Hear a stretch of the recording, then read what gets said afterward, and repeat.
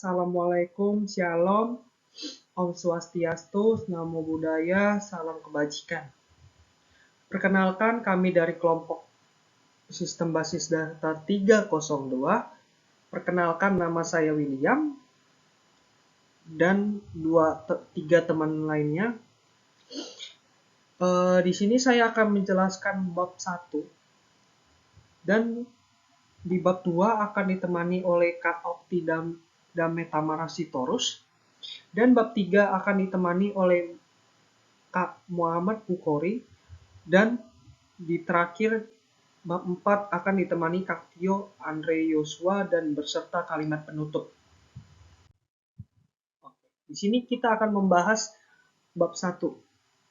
Bab 1 itu definisi basis data atau database atau DBMS, basis data dan sistem basis data. DBMS ini merupakan krusial dalam kehidupan masyarakat, hampir dalam seluruh kehidupan bermasyarakat membutuhkan basis data. Contohnya, transaksi perbankan, pemesanan tiket, hotel, transaksi online, m-banking, dan basis data sendiri, dan lain-lain. Basis data itu adalah sekumpulan data yang saling berkaitan. Yang dimaksud dengan data adalah fakta-fakta yang diketahui dan dapat dicatat dan memiliki arti yang tersirat. Basis data sendiri memiliki karakteristik sebagai berikut.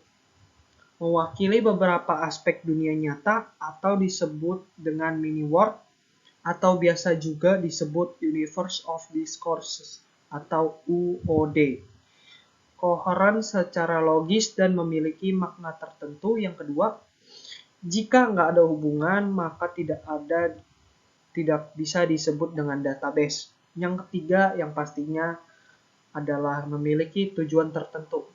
Basis data itu dirancang, dibuat sesuai dengan kebutuhan kelompok yang akan dituju.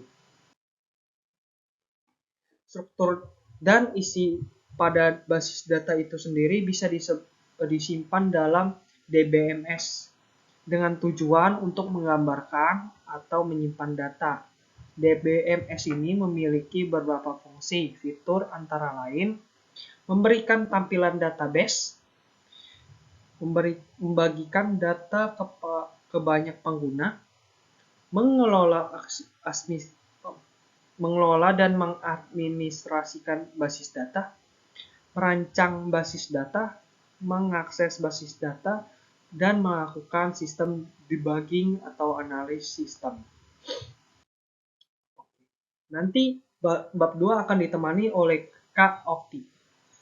Baik, terima kasih, dan selanjutnya saya akan menjelaskan di bab kedua ini, yaitu tentang konsep sistem basis data dan arsitekturnya. Arsitektur ini telah berevolusi dari sistem monolitik awal, di mana keseluruhannya ialah perangkat lunak yang merupakan suatu sistem yang terintegrasi erat.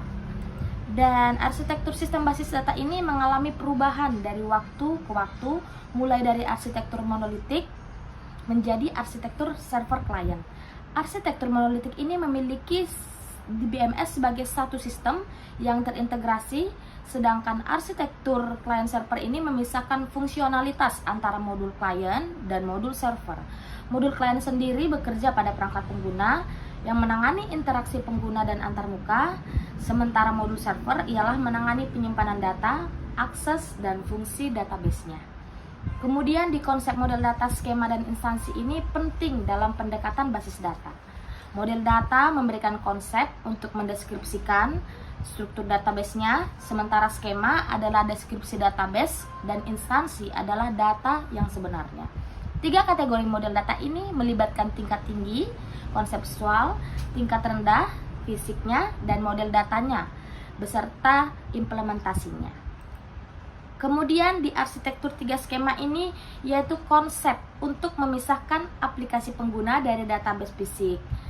Skemanya ialah skema internal, itu menggambarkan struktur penyimpanan fisiknya. Sedangkan skema konseptualnya ialah deskripsi dalam keseluruhan database-nya, di mana skema eksternal ini atau tampilan ini menyajikan pandangan khusus untuk kelompok pengguna tertentu. Dan independensi datanya yaitu data logis dan data fisik yang memungkinkan perubahan pada satu tingkat tanpa mempengaruhi tingkatan lainnya. Kemudian bahasa definisi data (DDL) yang diartikan dan digunakan untuk mendefinisikan skema konseptualnya. Sedangkan bahasa manipulasi data yaitu digunakan untuk mengambil dan memperbarui data. Berbagai antarmuka dan pengguna di BMS ini serta lingkungannya juga dijelaskan. Arsitektur terpusat dan client server ini juga dijelaskan berdasarkan model data, jumlah pengguna, situs, jalur akses, dan biaya pun juga akan dibahas.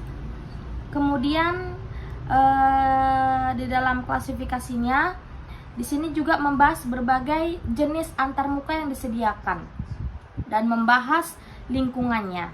Dan yang terakhir mengklarifikasikan yaitu berdasarkan beberapa kriteria, yaitu model data, jumlah pengguna, dan jumlah situsnya. Dan kemudian ketersediaannya dalam modul tambahannya mulai dari perangkat lunak sumber terbuka yang tidak memerlukan biaya apapun hingga konfigurasi yang memerlukan biaya jutaan atau banyak per tahunnya untuk pemeliharaannya. Dan di bab ini menjelaskan berbagai pengaturan lisensi ya untuk di BMS-nya dan produk-produk terkaitnya. Dan klasifikasi utamanya ialah didasarkan pada model data. Dan secara singkat model data ini digunakan di BMS komersial saat ini. Baiklah, terima kasih. Ya, oke. Pada bab 3 ini kita membahas konsep dasar model relasional dalam sistem manajemen basis data. Dalam konsep dasar model relasional dalam sistem manajemen basis data, model ini menggambarkan basis data sebagai kumpulan relasi yang mirip dengan tabel.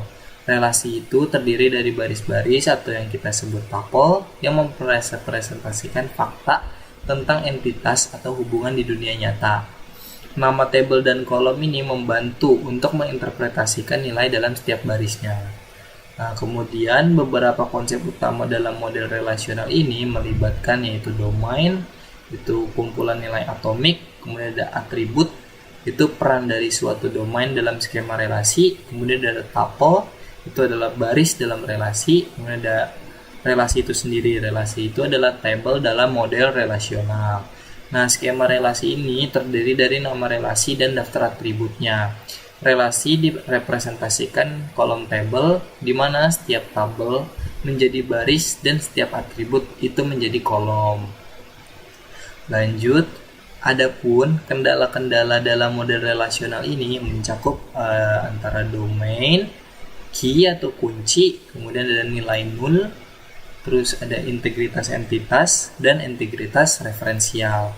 Nah, operasi pada model relasional ini melibatkan pengambilan data menggunakan aljabar relasional dan operasi pembaruan seperti insert, delete, dan update.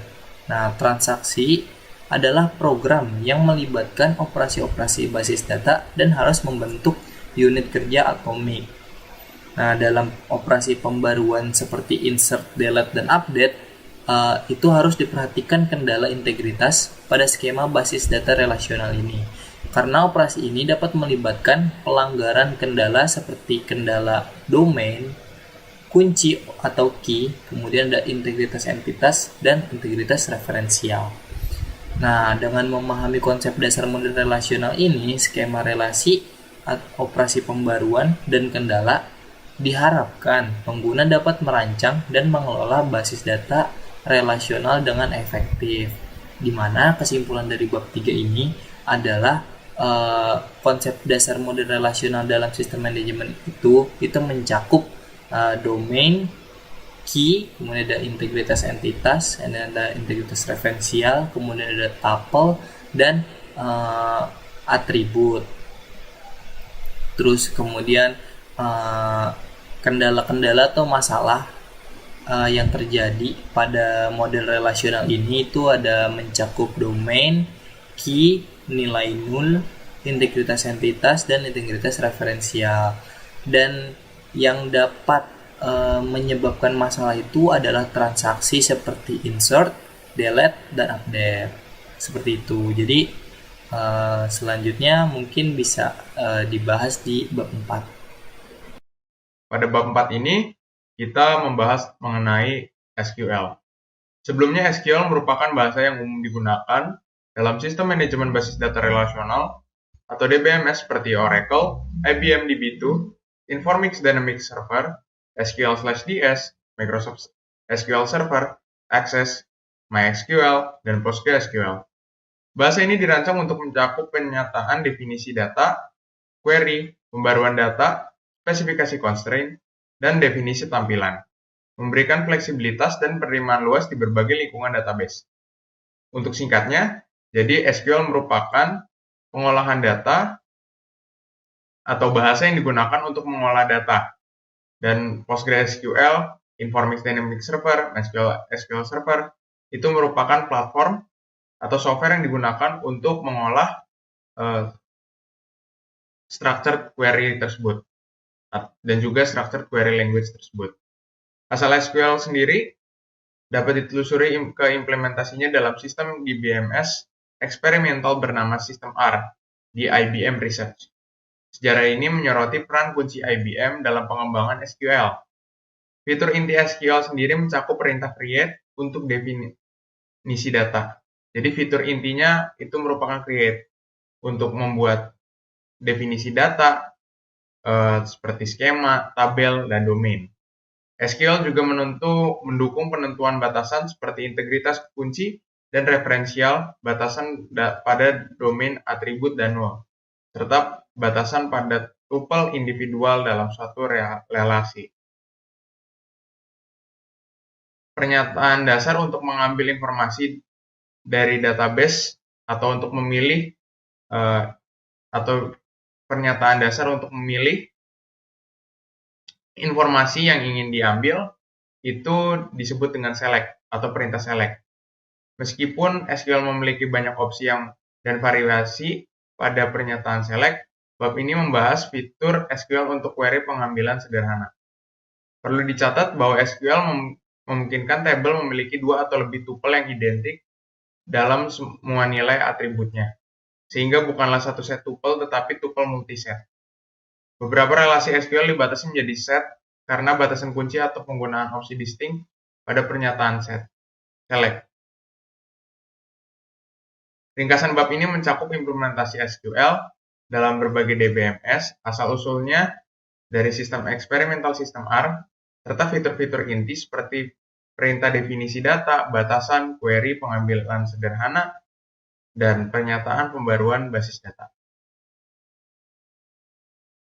Berikut merupakan presentasi UTS kami mengenai UTS Sistem Basis Data. Mohon maaf jika ada kesalahan. Terima kasih dan sampai jumpa di kesempatan berikutnya.